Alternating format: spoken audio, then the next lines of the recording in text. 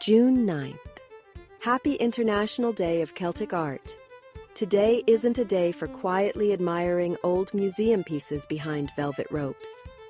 International Day of Celtic Art was created to keep Celtic art alive, not as a relic of the past, but as something ordinary people still make with their own hands. And that spirit matters, because traditional Irish culture often understands art very differently from modern American life. In America, art is usually something performed by specialists while the rest of us watch. We stream music, attend concerts, and applaud the talented few. But in Ireland, music, dance, storytelling, and visual art are participatory. You don't just watch, you join. In Irish homes and public houses, singing isn't unusual. Dancing isn't unusual. Picking up an instrument isn't unusual. Sometimes that instrument might even be a pair of ordinary spoons from a kitchen drawer. And if you've never heard a master play spoons, trust us, you're in for a treat. When music is part of your everyday life, you tend to get good at it. But good isn't the point. The point is participation.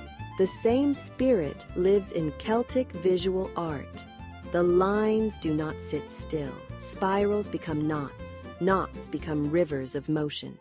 The patterns twist, loop, weave, and return, resisting rigid endings, as though the artwork itself believes that all things are connected. And those patterns are older than Ireland itself. Thousands of years before Celtic monks illuminated manuscripts like the Book of Kells, the peoples of prehistoric Ireland carved spirals and geometric forms into stone monuments. Their meanings may be lost to us now, but their beauty survived long enough to flow into Celtic art centuries later. That continuity is part of what makes Celtic culture so moving. The music survived. The stories survived. The art survived.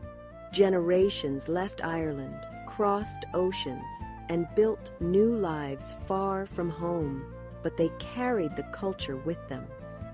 An old Irish musician once spoke emotionally about hearing young performers from America and Canada travel to Ireland to compete in traditional Irish music. Some had never even set foot in Ireland before, and when they began winning awards, he said through tears, "It makes us feel so proud. We lost generations of our people, but they didn't lose us." That may be the real heart of Celtic art, not simply preserving old patterns, but continuing them, growing them, adding your own hands to the weaving. So today, don't just admire Celtic art.